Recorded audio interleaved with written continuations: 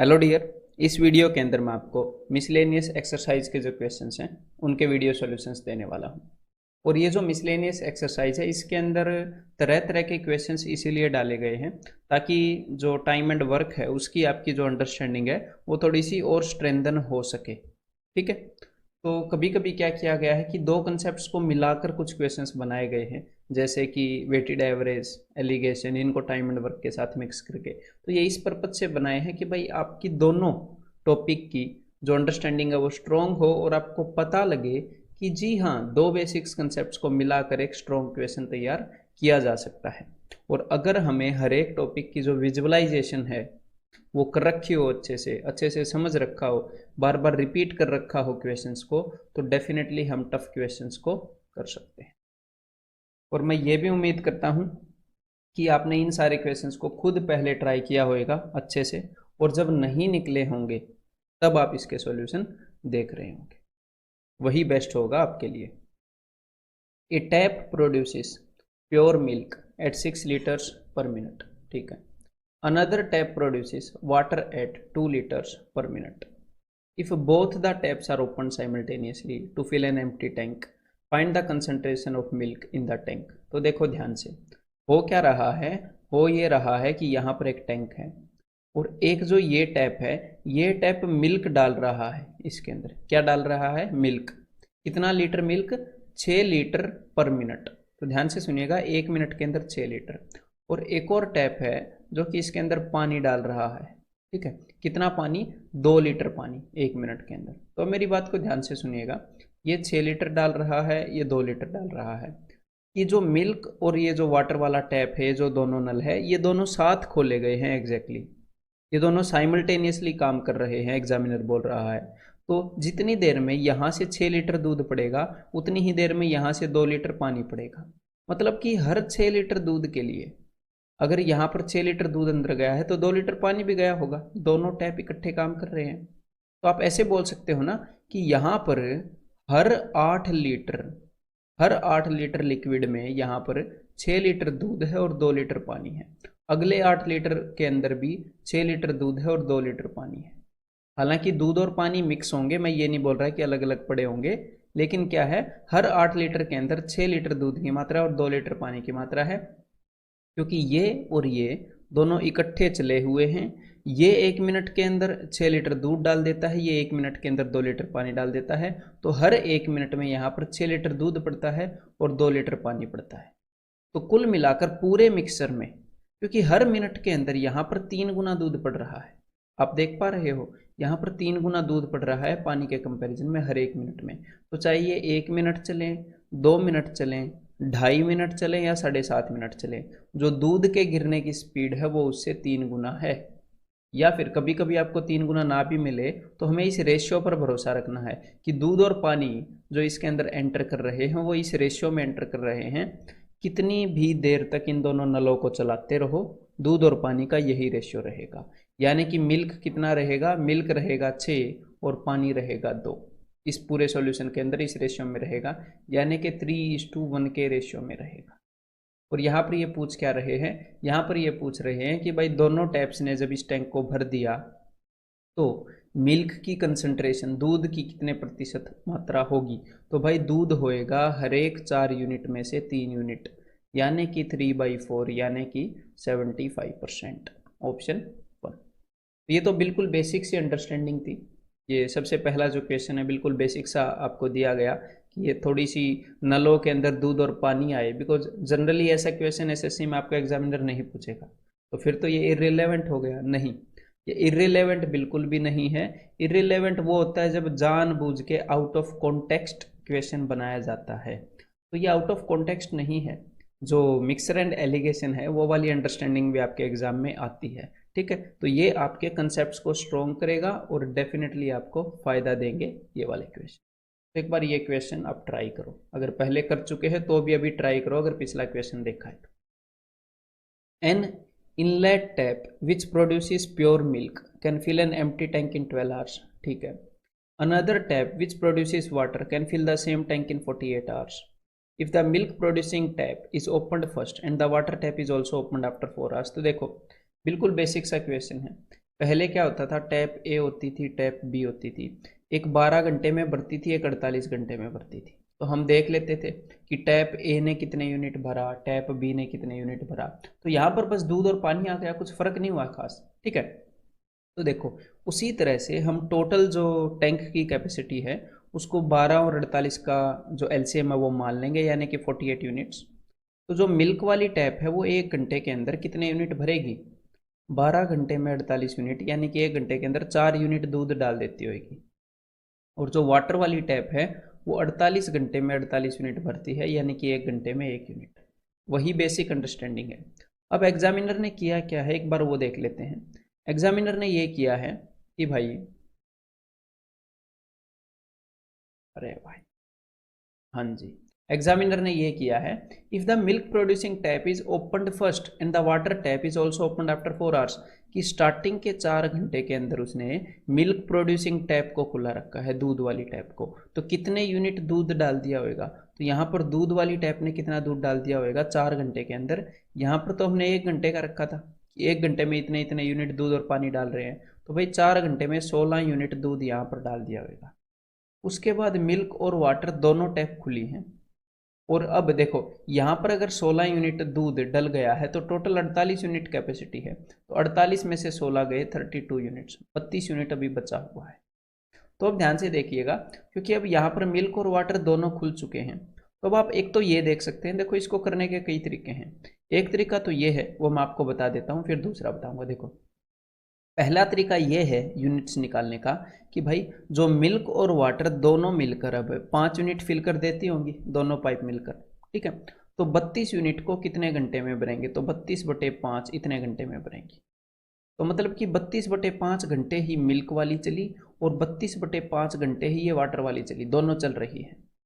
तो मिल्क वाली ने कितने यूनिट डाल दिए होंगे, तो मिल्क वाली ने देखो 32/5 घंटे यहाँ पर चली है, तो 32/5 इंटू हर घंटे में 4 लीटर, हर घंटे में 4 यूनिट मिल्क डल रहा है, तो इतने घंटे में इंटू 4 इतने यूनिट मिल्क डला होगा।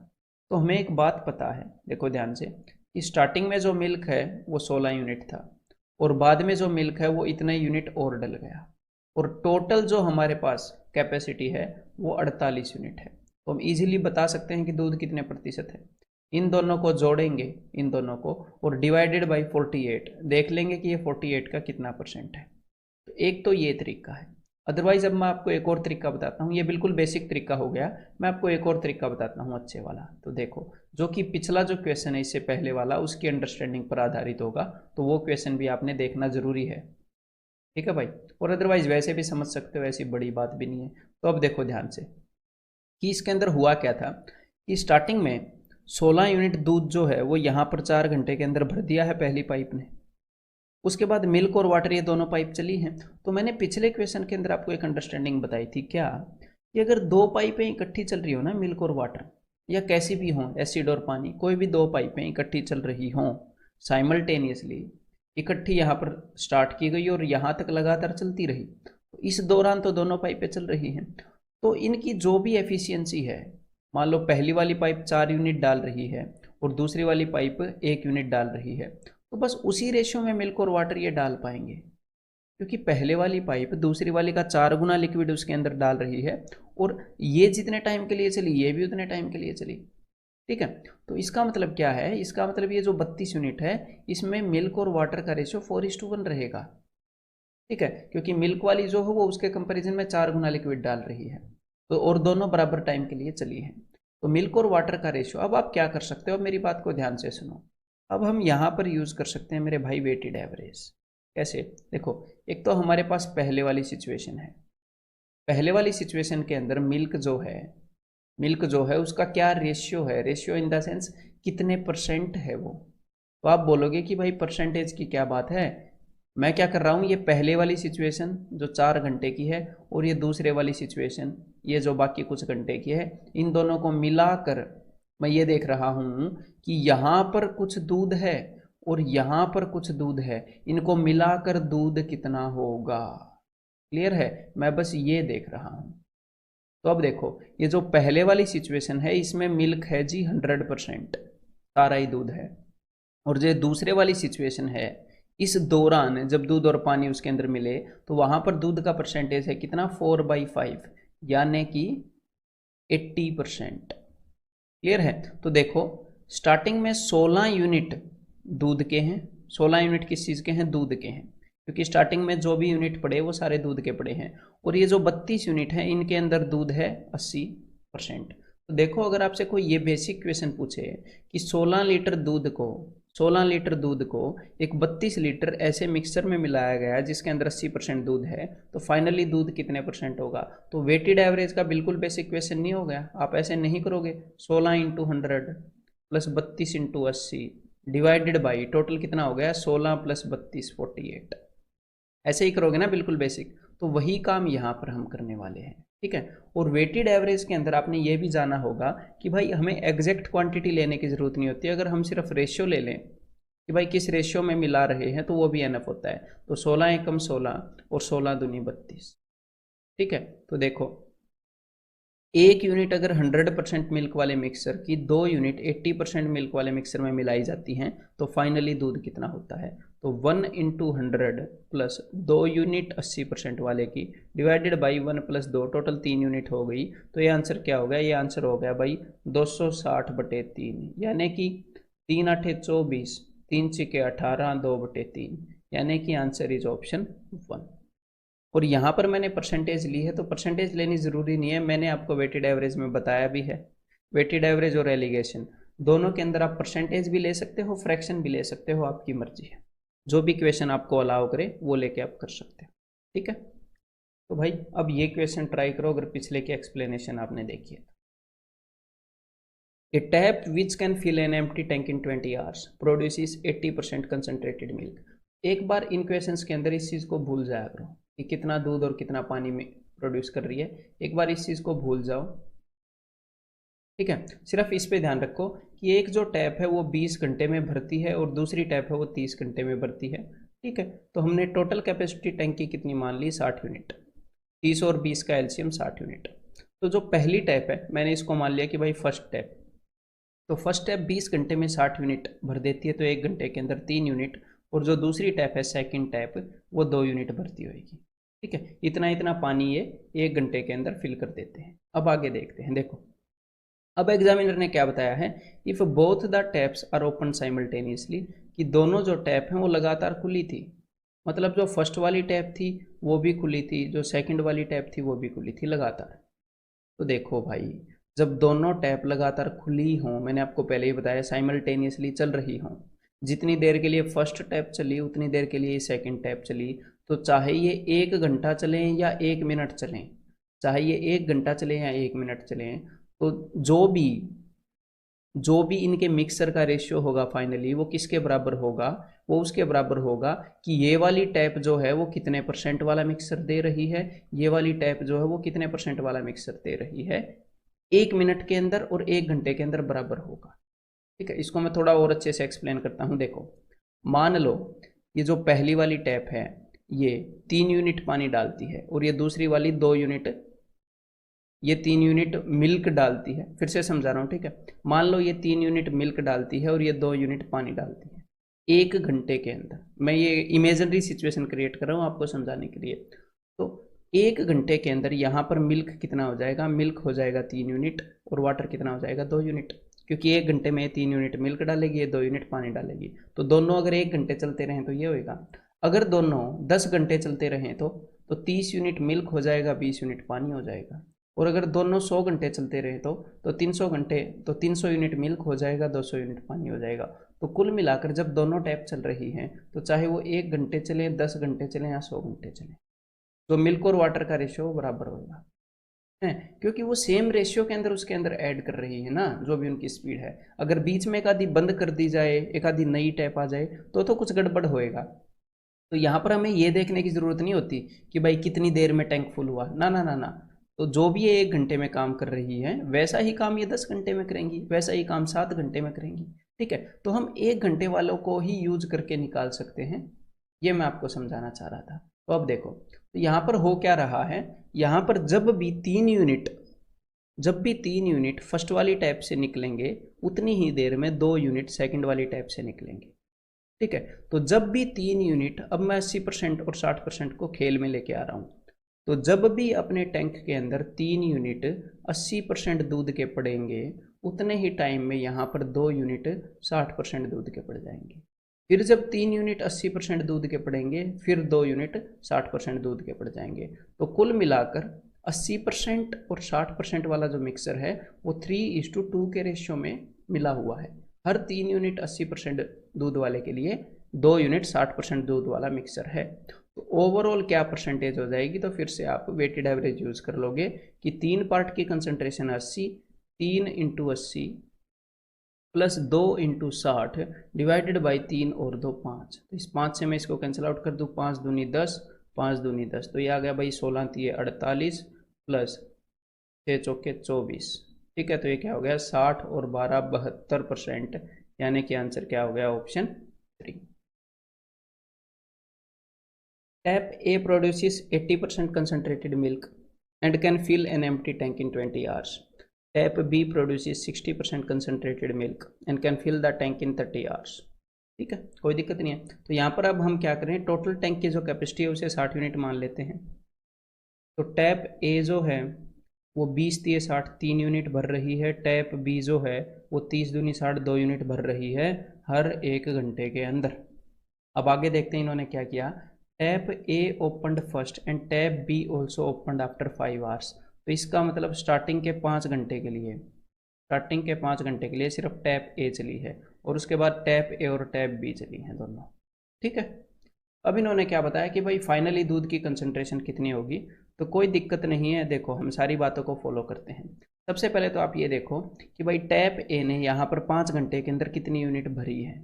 तो टैप ए 1 घंटे के अंदर 3 यूनिट भरती है, तो 5 घंटे के अंदर 15 यूनिट यहाँ पर भरती हुई। और टोटल हैं जी 60 यूनिट, टोटल 60 यूनिट है। तो 60 में से 15 गया, 45 यूनिट यहाँ पर इन दोनों ने मिलकर भरे होंगे। तो यहाँ पर अब मैं आपको 2 तरीके बताऊंगा। ठीक है, एक तो बेसिक बताऊंगा और दूसरा वेटेड एवरेज एंड एलिगेशन वाला बताऊंगा। ठीक है, तो देखो अब यहाँ पर ये दोनों टैप चल रहे थे, तो 3 यूनिट प्लस 2 यूनिट 5 यूनिट ये पानी भर रहे होंगे 1 घंटे के अंदर। तो 45 यूनिट पानी भरने में इनको 5 यूनिट 1 घंटे के हिसाब से 9 घंटे लग गए होंगे। तो यहाँ पर आप इजीली टैप ए और टैप बी का अलग अलग लिख सकते हो। कैसे, देखो टैप ए ने यहाँ पर 15 यूनिट भरे हैं, तो यहाँ पर मैंने लिख दिया 15 प्लस, और टैप ए यहाँ पर 9 घंटे चला है और टैप बी भी 9 घंटे चला है। तो मैं टैप ए का निकाल लेता हूँ। तो भाई टैप ए जो है वो 1 घंटे के अंदर 3 यूनिट पानी भर रहा है, तो 9 घंटे के अंदर 9 × 27 यूनिट पानी भर देगा। तो 27 और 15 कितना हो गया 42। तो टैप ए ने अगर 42 यूनिट पानी भरा है तो टैप बी ने बाकी का 18 यूनिट पानी भरा होगा। या फिर इससे भी आसान काम क्या होता, अगर हम टैप बी का पहले निकाल लेते, क्योंकि टैप ए ने यहाँ पर भी काम किया है और टैप ए ने यहाँ पर भी काम किया है, लेकिन टैप बी ने सिर्फ इस रीजन के अंदर काम किया है। तो सिर्फ टैप बी का निकाल लो, टैप ए का 2 जगह जोड़ना पड़ेगा। तो टैप बी ने 9 घंटे काम किया है ना, तो टैप बी 1 घंटे के अंदर 2 यूनिट पानी डालता है, तो 9 दूनी 18 यूनिट पानी डाला होगा, और बाकी का पानी ए ने डाला है ऑफकोर्स, बी और ए यही 2 टैप हैं।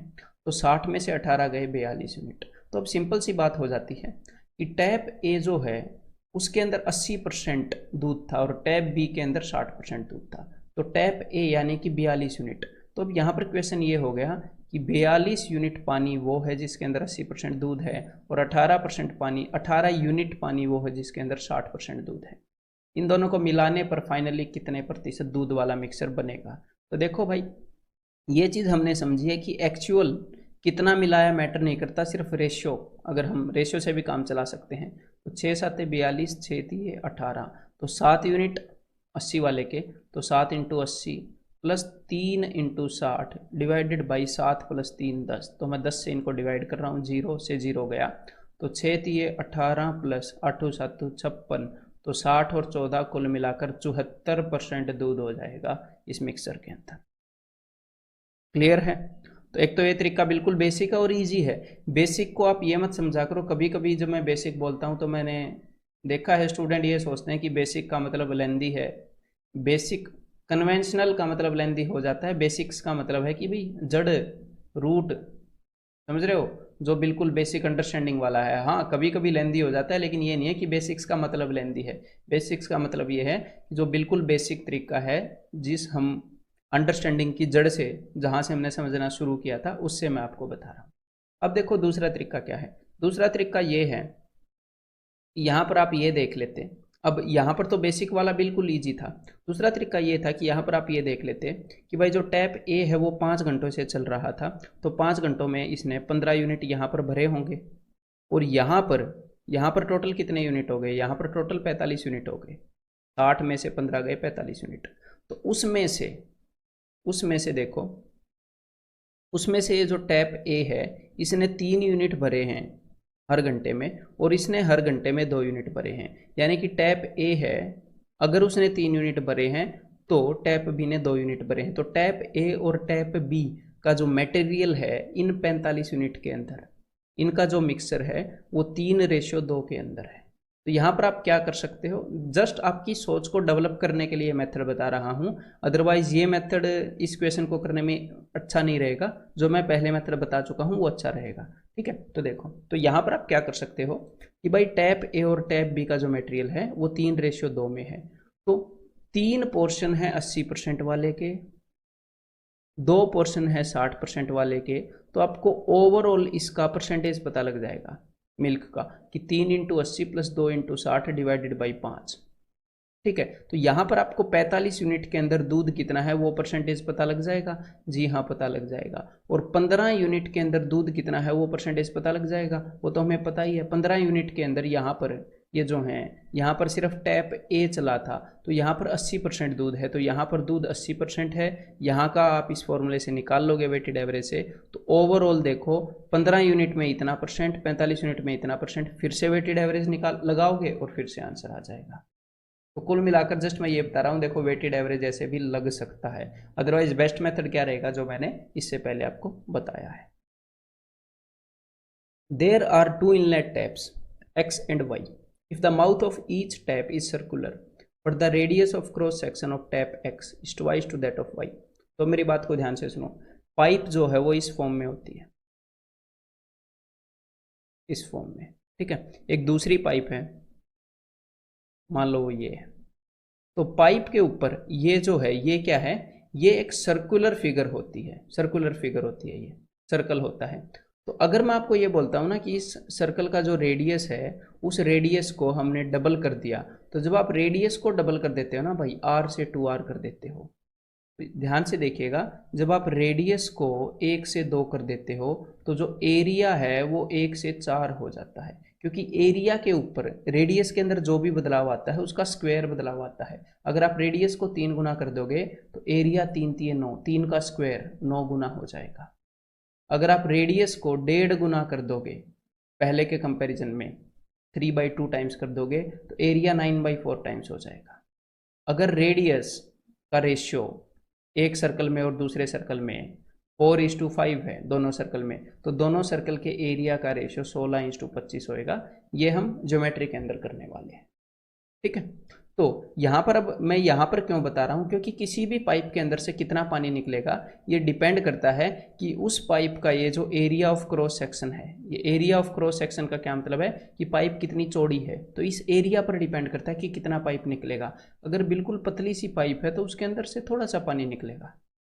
ठीक है, तो यहाँ पर एग्जामिनर क्या बता रहा है, ध्यान से सुनिएगा।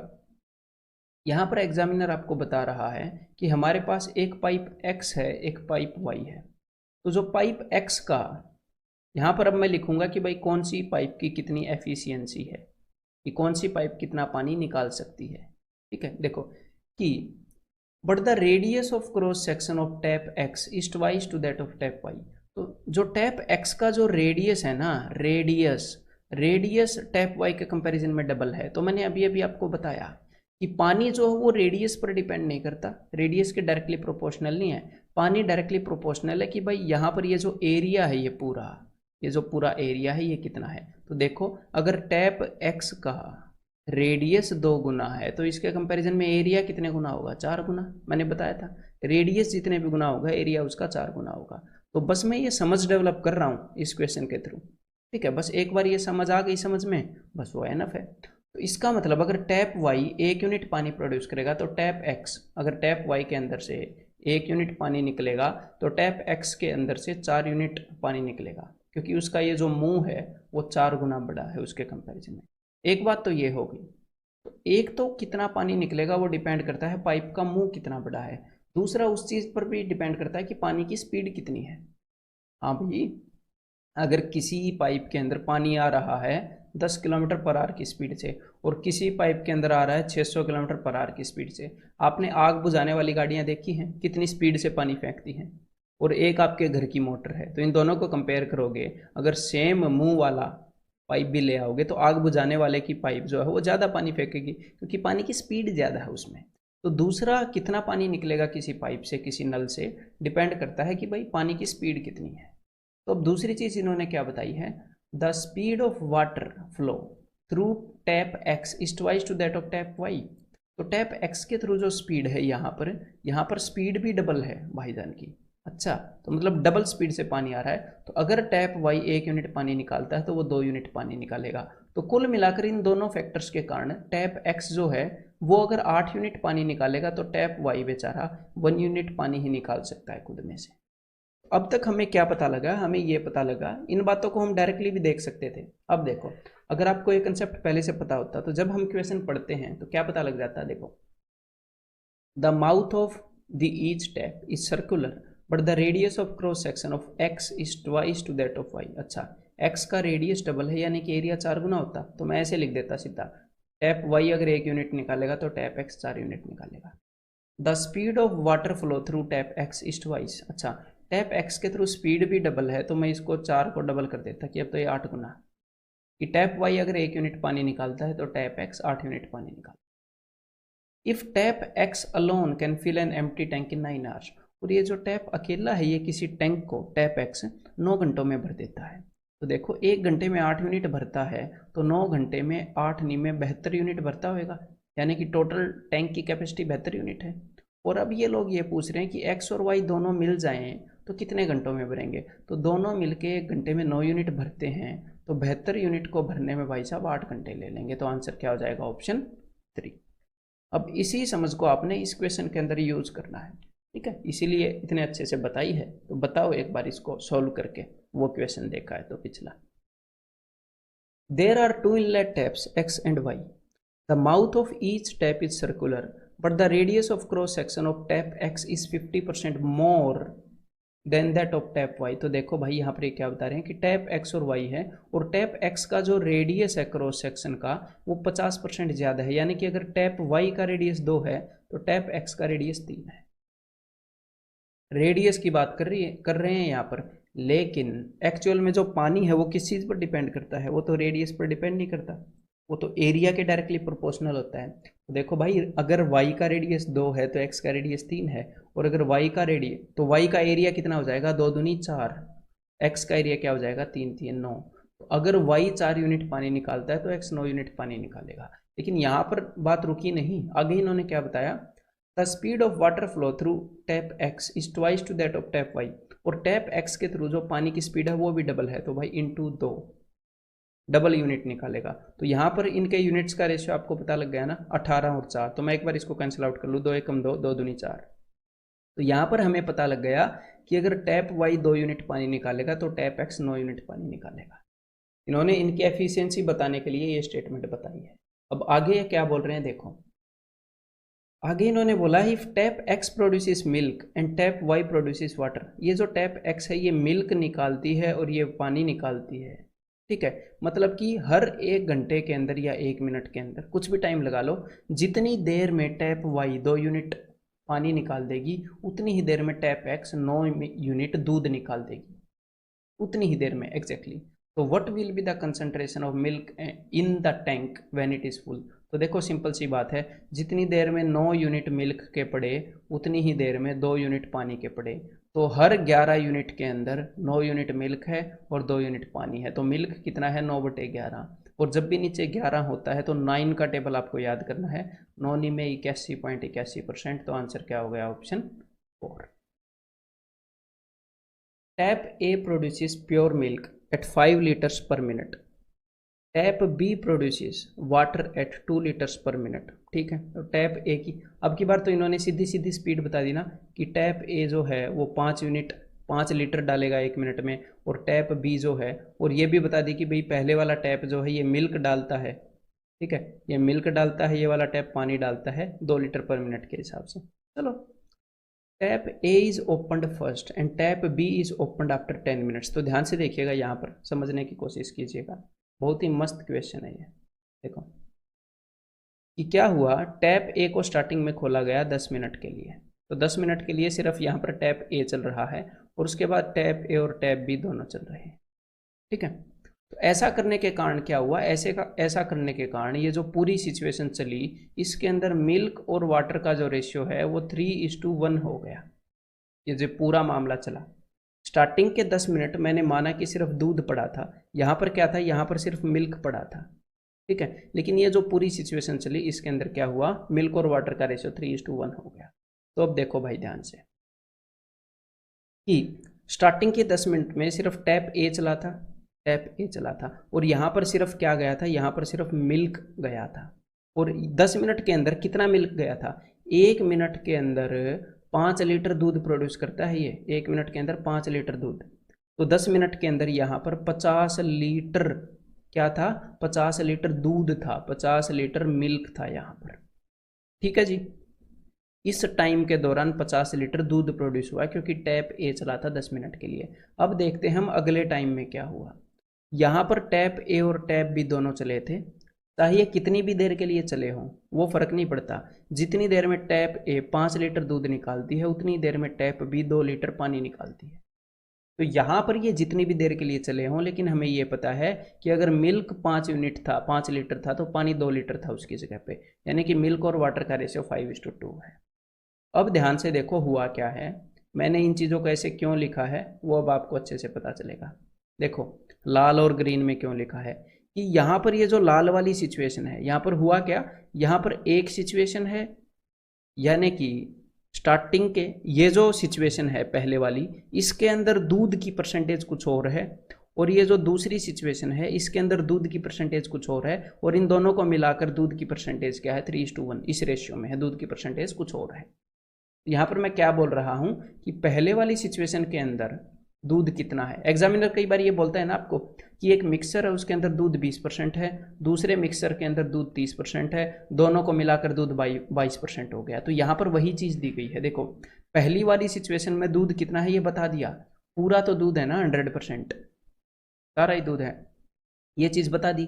और दूसरे वाले मिक्सर में दूध और पानी का रेशियो बता दिया, यानी कि दूध की परसेंटेज बता दी। और फाइनली इन दोनों को मिलाने के बाद दूध और पानी का रेशियो बता दिया। तो वो आपको एलिगेशन यूज करवाना चाह रहा है, समझ में आ गई बात। तो अब देखो करते हैं, लेकिन यहाँ पर उसने परसेंटेज नहीं बताई, तो हम फ्रैक्शन तो यूज कर ही सकते हैं। तो देखो भाई ये जो पहले वाली सिचुएशन है इसके अंदर 50 लीटर जो दूध है, दूध की फ्रैक्शन कितनी है, सारा ही दूध है, यानी कि 1, फ्रैक्शन में 1 होता है कंप्लीट। और उसके बाद मिल्क और वाटर का रेशियो क्या है, उसके बाद मिल्क और वाटर का रेशियो है, दूध कितना है टोटल 7 में से 5, तो 5/7। ठीक है, और फाइनली कितना हो गया, फाइनली मिल्क हो गया 4 में से 3 3/4। जब इस 100% वाले को 5:2 वाले से मिलाया तो फाइनली 3:1 आ गया। तो अब मैं क्या करता हूँ, बिकॉज यार कैलकुलेशन करने में हो रही है दिक्कत, नीचे है 7, नीचे है 4 और 7, तो मैं इसको 28 से मल्टीप्लाई कर रहा हूँ, एक को इस पूरी सिचुएशन को 28 से मल्टीप्लाई कर रहा हूँ ताकि नीचे 7 और 4 चले जाएं। एक को 28 से किया तो 28, इसको 28 से किया तो आ गया 20, इसको 28 से किया तो आ गया 21। तो अब देखो भाई 1 और यहाँ पर क्या आ गया 7, तो 1 और 7 से हमें पता क्या चलता है, हमें ये पता चलता है कि ये जो मैंने पहले रेड पेन से जो चीज़ लिखी है और ये यहाँ पर ग्रीन पेन से जो चीज़ लिखी है, इनकी क्वांटिटी का रेशियो आता है। 1 और 7 क्या होता है, इनकी क्वांटिटी का रेशियो। ये जो पहले वाला मिक्सर है अगर ये 1 है तो ये वाला मिक्सर 7 है, तो पहले वाला मिक्सर 50 है, 50 लीटर है, यहाँ पर 50 लीटर था ना, 1 मिनट में 5 लीटर दूध निकाल सकता है, 10 मिनट तक चली थी पाइप ए, टैप ए, तो 50 लीटर दूध निकाल दिया होगा। तो 7 मिनट में 7 गुना, यहाँ पर 1 है तो ये 7 है, 7 गुना, तो 350 लीटर मिक्सर यहाँ पर पड़ा है, ये वाला हरे वाला। तो यहाँ पर एग्जामिनर ने पूछे कि टैंक की कैपेसिटी, तो देखो भाई 50 लीटर यहाँ पर भरा गया, 350 यहाँ पर भरा गया, तो कुल मिलाकर टैंक की कैपेसिटी 50 + 350, ये जो ऊपर लिखी है 400, ऑप्शन इज आंसर 4, ये 400 है। क्लियर है। तो अगर थोड़ा सा भी लेंदी लगा हो ये क्वेश्चन, बिकॉज ये कंसेप्चुअल था, एलिगेशन को बीच में घुसाया गया है, तो इसलिए थोड़ा सा लगा होगा। तो ऐसे क्वेश्चन को जो आपको अनकंफर्टेबल करते हैं उसी वक्त 2-3 बार कर लिया करो, ये मेरी सलाह रहेगी। ठीक है, तो कर लो एक बार, मैं आगे बढ़ता हूँ। देर आर 10 टैप्स, 10 नल हैं और उनके ऊपर नंबर क्या लिखा हुआ है, 1 से 10 तक लिखा हुआ है। Such that tap n produce n litre of water पर मिनट, मतलब कि जो n नंबर का टैप है वो n लीटर पानी प्रोड्यूस कर रहा है। यानी कि पहला टैप 1 लीटर पानी प्रोड्यूस करता है, दूसरा टैप 2 लीटर पानी प्रोड्यूस करता है, तीसरा tap 3 litre and so on. अब इन्होंने क्या किया, इन सारे टैप को खोल दिया और कोई खाली टैंक है वो 66 मिनट में फुल हो गया। तो देखो भाई, जब आप इन सारे टैप को खोलोगे तो कुल कितने लीटर पानी पड़ जाएगा 1 मिनट में। पहला जो टैप है वो 1 लीटर पानी डाल रहा है, दूसरा 2 लीटर, तीसरा 3 लीटर, 10वां 10 लीटर, तो कुल मिलाकर कितना पानी पड़ जाएगा, 1 मिनट की बात हो रही है। और ये ठीक है, n लीटर्स ऑफ वाटर पर मिनट, 1 मिनट में इतना इतना पानी ये डाल रहे हैं। तो पहले 10 नेचुरल नंबर्स का सम 10 × 11/2, तो इतने लीटर पानी तो 1 मिनट में डल जाएगा। और ये सारे टैप 66 मिनट तक चलते रहे थे, तो 66 मिनट में इतने लीटर पानी डल गया होगा, इन्होंने इतने लीटर पानी निकाल दिया होगा। यानी कि जो टैंक की कैपेसिटी है वो इतने लीटर की है, टैंक की कैपेसिटी इतनी है। अब इसी टैंक को भरना है, यानी कि इतने लीटर हमने भरना है। अब ये क्या बोल रहे हैं कि in how many minutes N empty tank can be filled, कि इतने लीटर्स को हम कितनी देर में भर दें, if only the even numbered taps are open, अगर सिर्फ इवन नंबर वाले जो टैप हैं वो ओपन हो। तो देखो कौन कौन से ओपन हो, दूसरे नंबर वाला, 4 वाला, 6 वाला एंड सो ऑन, 10 वाला। ठीक है, यहाँ पर तो 10 हैं तो आप वैसे ही जोड़ लोगे, 2 4 6 8 10 ऐसे। अदरवाइज मैं क्या अज्यूम कर रहा हूँ, तो यहाँ पर कल को 100 भी दे सकता है 10 की जगह। ठीक है, तो वो भी कैलकुलेटिव नहीं माना जाएगा क्वेश्चन, कंसेप्चुअल माना जाएगा।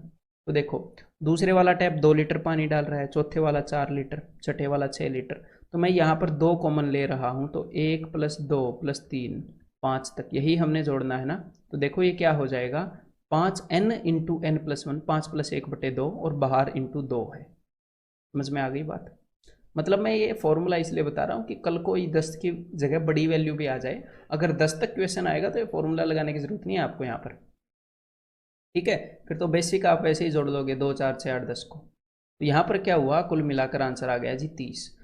अब ये बोल रहे हैं कि भाई अगर हर मिनट में 30 लीटर पानी प्रोड्यूस करने वाले जो टैप हैं वो खोल दिए जाएं, तो इतने लीटर पानी कितनी मिनट में भरा जाएगा। तो डिवाइडेड बाई 30 कर लेते हैं, तो 0 से 0 गया और 3 दूनी 6, 6 से चला जाएगा 11 पर, तो 11 × 11 121 मिनट के अंदर पूरा टैंक फुल हो जाएगा। ठीक है।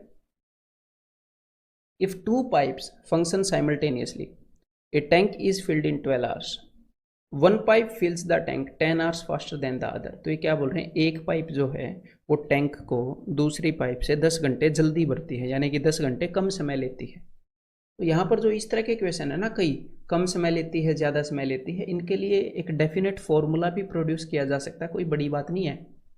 एक्स ले लूँगा, वेरिएबल ले लूँगा ए और बी, और उसके बाद मैं प्रोड्यूस कर दूंगा, छोटी सी बात है, थोड़ी 5 मिनट लगेंगे। लेकिन क्या है, इन क्वेश्चंस को ऑप्शन से करना बेटर रहता है। ठीक है, कितने फॉर्मूले हम याद रखेंगे, कई फॉर्मूले हैं काम के जो हमें याद रखने पड़ते हैं। जब हम बिना काम के फॉर्मूले भी याद रखने की कोशिश करते हैं तो काम वाले भी टाइम पर याद नहीं आते। ठीक है, तो जो भी फालतू की चीज़ें हैं वो मैं आपके दिमाग में मिनिमम रखूंगा या 0 रखूंगा। ठीक है, हमें सिर्फ काम की चीज़ें याद रखनी है, ताकि एक तो हमें कन्फ्यूजन ना हो कभी भी है, और हमें डर भी ना लगे कि मेरे पास दिमाग में इतने फॉर्मूले, क्या पता कौन से वाला क्वेश्चन पूछा एग्जामिनर ने। ठीक है, तो यहाँ पर इन क्वेश्चंस का बेस्ट वे है कि हम ऑप्शंस को यूज़ करें। तो देखो भाई, अब मैं ऑप्शंस को यूज़ करता हूँ। यहाँ पर एग्जामिनर ने क्या बोला है कि how many hours does the faster pipe alone take to fill the tank, कि फास्टर पाइप कितने टाइम में टैंक को भरती है। तो मैंने पहले ऑप्शन को मान लिया आंसर। अगर फास्टर पाइप 20 घंटे लेती है तो स्लोअर पाइप, फास्टर पाइप क्योंकि 10 घंटे फास्ट भरती है, यानी कि 10 घंटे पहले, तो स्लोअर पाइप इससे 10 घंटे ज़्यादा लेती होगी, 30 घंटे में भरती होगी। तो अब मैं ये देख लेता हूँ मैंने पहले ऑप्शन को आंसर मान लिया कि भाई फास्टर पाइप 20 भरती है तो दूसरी 30 भरती होगी, इस कंडीशन को सेटिस्फाई कर दिया मैंने 10 घंटे ज़्यादा। अब सिर्फ इस कंडीशन को सेटिस्फाई करना है कि क्या दोनों मिलकर 12 घंटे में भर रही हैं। तो टोटल वर्क हो गया भाई 60 यूनिट, 20 घंटे में 60 यूनिट यानी कि 3 यूनिट, 30 घंटे में 60 यूनिट यानी कि 2 यूनिट, तो 3 दूनी 5, 5 यूनिट भरते हुए 60 यूनिट को 12 घंटे में भर देंगी। ये तो सेटिस्फाई कर गया, यानी कि आंसर इज ऑप्शन 1। सिंपल है। देखो एक और क्वेश्चन देता हूँ, इसके अंदर चेक करो, ट्राई करो जरा। यहाँ पर इन्होंने क्या बोला, A can do a work in 5 days less than time taken by B. A जो है वो बी से 5 दिन कम लेता है, ठीक है। If both of them together, अगर दोनों मिलके इतने दिनों में काम को करते हैं तो बी कितना टाइम लेता होगा। ए मैंने बताया, ए जो है 5 दिन कम लेता है बी से, पता है ना, तो हम यूज कर लेते हैं ऑप्शन। अगर बी 15 दिन लेता है, ए 10 दिन लेता होएगा, तो टोटल वर्क मान लिया हमने 30 यूनिट, तो ए करता है 3 यूनिट, बी करता है 2 यूनिट, तो 5 यूनिट करेंगे दोनों मिलकर, तो 6 दिनों में काम को कर देंगे। लेकिन इसने तो बोला 11 1/9 दिनों में, तो ये तो आंसर नहीं होगा। और अगर बी करता है, मैं अगले ऑप्शन को चेक कर रहा हूँ, बी करता है 20 दिनों में, तो ए करेगा भाई साहब 5 दिन कम 15 दिनों में, तो टोटल काम मान लिया हमने 60, तो ए करेगा 4 यूनिट, बी करेगा 3 यूनिट, तो 4 और 3 7, 60/7, ये भी नहीं आ रहा आंसर, ये भी नहीं है। तो अब अगले को चेक करते हैं, ठीक है। अब देखो, अगर बी करेगा 25, बी लेगा 25 दिन, तो ए लेगा 20 दिन, तो टोटल काम आ गया 100 यूनिट, तो 20 5 100, 25 चौके 100, 5 और 4 9 यूनिट करेंगे, 100/9, वही तो आ रहा है। दोनों मिलकर 11 1/9 दिनों में कर रहे हैं, यानी कि ऑप्शन सी सेटिस्फाई कर रहा है। क्लियर है। तो इसी तरह एक बार इस क्वेश्चन को ट्राई कर लो जरा। B would have taken 10 hours more than A would have taken to complete a task if each of them worked alone। ये क्या बोल रहे हैं, अगर दोनों इकट्ठे, दोनों अलग अलग काम करते तो B जो है A से 10 घंटे ज़्यादा ले लेता। Working together they can complete the task in 12 hours, और दोनों मिलकर 12 घंटों में कर सकते हैं। तो how many hours would be take to do 50% of the task, तो यहाँ पर ऑप्शन यूज करेंगे। लेकिन यहाँ पर इसने पूछ लिया कि कितने घंटे लगेंगे बी को 50% काम करने में, 50% काम करने में। तो देखो, अगर बी को 50, मैं ऑप्शन 1 को चेक कर रहा हूँ, अगर बी को 50% काम करने में 30 दिन लग रहे हैं, तो 100% काम करने में उसको 60 दिन लगेंगे। तो बी को लग रहे हैं 60 दिन और ए को लगेंगे 50 दिन, क्योंकि बी 10 घंटे ज़्यादा लेता है ना, यही उसने बताया है।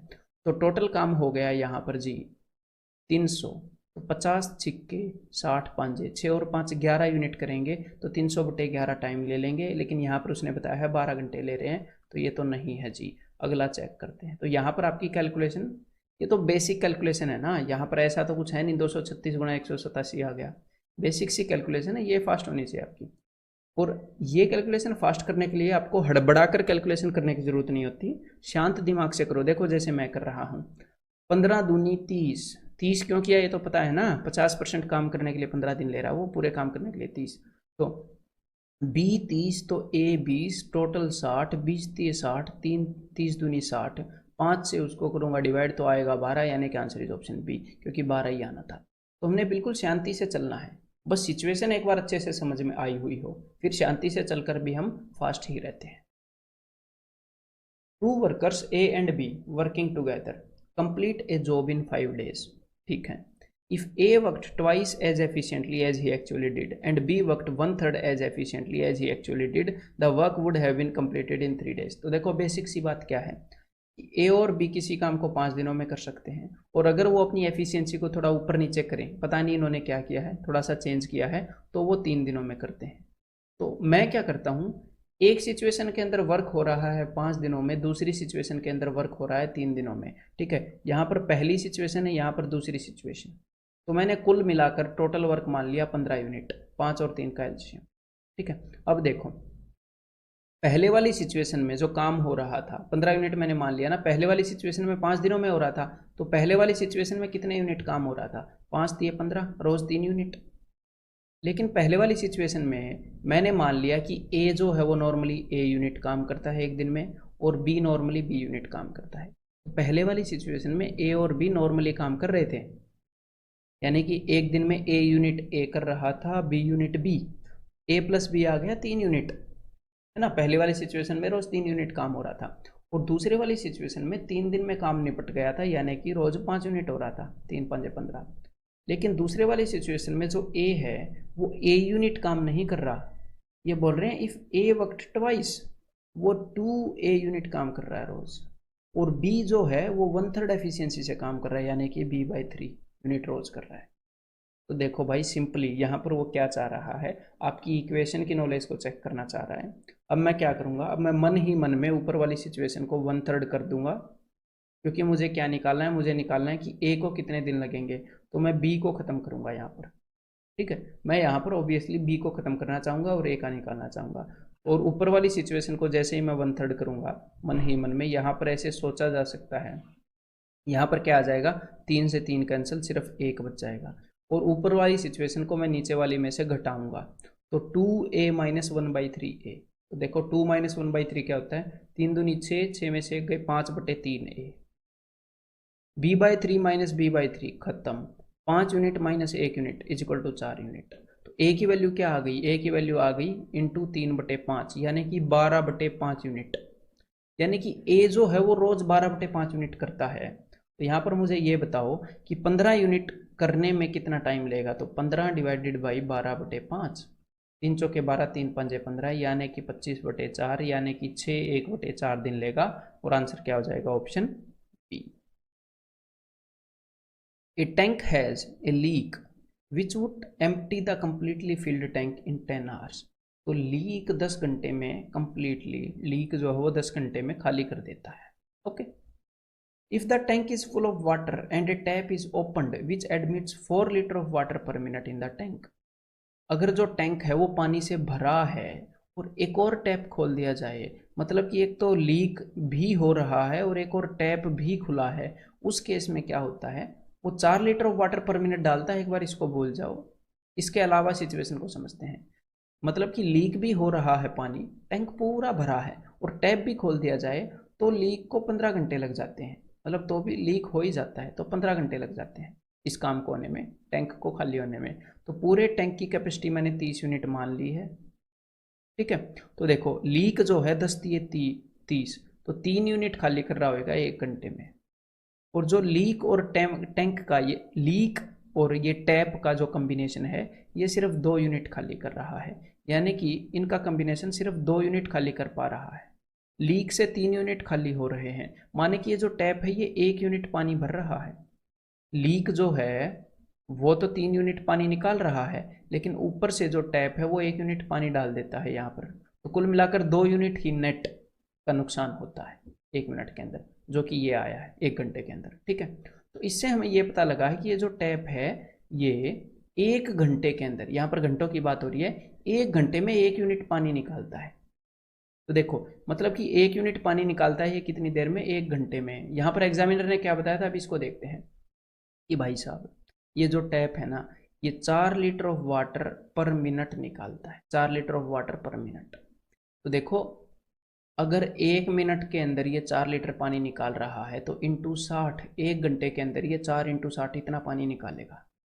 और यहाँ पर हमें ये पता लगा है कि ये 1 घंटे के अंदर सिर्फ 1 यूनिट पानी निकाल रहा है, यानी कि 1 यूनिट पानी की वैल्यू है 4 × 60। और एग्जामिनर ने पूछा है कि how many litres of water does the tank hold, कि टैंक के कितने कैपेसिटी है, तो टैंक की कैपेसिटी है भाई साहब 30 यूनिट की, 30 यूनिट की। तो यानी कि 4 × 60 × 30, तो यहाँ पर आंसर क्या हो जाएगा, 6 × 3 = 18, चौके 72, 7200 लीटर टैंक की कैपेसिटी। क्लियर है।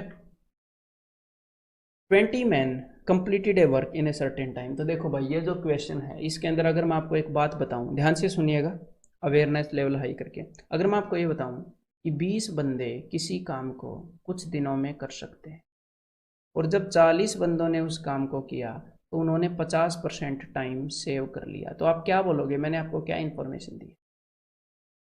भाई जब बंदे डबल हो जाएंगे तो टाइम तो आधा लेंगे ही, आधा सेव कर लेंगे, मैंने कुछ नई बात थोड़ी बताई है। या फिर एक और बात करते हैं, देखो अगर मैं आपको ये बताऊं कि मैं एक दूध की थैली लेने गया तो मेरे कुछ रुपए लगे, और जब मैं 2 दूध की थैली लेने गया तो मेरे पहले के कंपैरिजन में डबल रुपए लगे, तो बताओ 3 दूध की थैली कितने रुपए में आएंगी, एग्जैक्टली बताओ कितने रुपए में आएंगी। तो आप क्या बोलोगे, मैंने आपको कुछ इन्फॉर्मेशन ही नहीं दी। भाई ये तो कंसेप्चुअल लॉजिकल बात है ना कि एक दूध की थैली में जितने रुपए लगेंगे, 2 दूध की थैली में उससे डबल लगेंगे। अब मैं आपसे कुछ पूछ थोड़ी सकता हूँ कि बताओ 10 दूध की थैली कितने की आएंगी, एग्जैक्टली कितने रुपए में। तो यही काम यहाँ पर एग्जामिनर ने किया है। अब मैंने ये जो काम है ये ऐसी वैल्यूज के साथ किया है कि जो डायरेक्टली आप डील करते हो डेली लाइफ में, आपको सीधा सीधा समझ में आ रहा है कि मैंने आपको कुछ नहीं बताया। यहाँ पर भी आपको समझ में आ रहा है कि मैंने आपको कुछ नहीं बताया। लेकिन एग्जामिनर ने 40 नहीं दिया ना यहाँ पर। एग्जामिनर ने आपको क्या दे दिया, एग्जामिनर ने आपको दे दिया कि भाई if there were 5 more man, अगर 20 बंदों की जगह 25 मैन होते तो देखो भाई मैन कितने गुना हो गए, मैन हो गए फाइनल बाई इनिशियल 5/4 गुना। मैंने 2 गुना कर दिए थे। तो टाइम ऑफ कोर्स 4/5 गुना लगेगा पहले से। तो 4/5 गुना लगना मतलब कि 1/5 कम लगना, यानी कि 20% कम लगना। तो उसने यही चीज़ बताई है। उसने ये बताया है अगर मैंने बंदों को 5/4 गुना कर दिया तो टाइम 20% कम लग रहा है। तो ये तो उसको बताने की जरूरत थोड़ी थी कि 20% कम लग रहा है। तो हमें भी पता है बंदों को 5/4 गुना करोगे तो यहाँ तक उसने कुछ नहीं बताया है। ठीक है, जस्ट आपकी अंडरस्टैंडिंग चेक कर रहा है वो। कभी कभी ऐसे क्वेश्चन भी आते हैं। इसीलिए हमें बेसिक स्ट्रॉन्ग करना बहुत ज़रूरी है। ठीक है, अपनी कंसेप्चुअल अंडरस्टैंडिंग या विजुअलाइजेशन स्ट्रॉन्ग होनी चाहिए। आगे इसने बोल दिया in how many days A team of 40 man can do this work. तो हम नहीं बता सकते, उसने कुछ नहीं बताया है। समझ में आ गई बात, उसने कुछ नहीं बताया हमें। तो यहाँ पर आंसर क्या हो जाएगा, ऑप्शन 4। तो भाई टाइम एंड वर्क आपका पूरा हो गया। अब मैं आपको मिलता हूँ क्विक रिवीजन पॉइंट्स में, जब भी आपको रिवीजन करना होगा तब।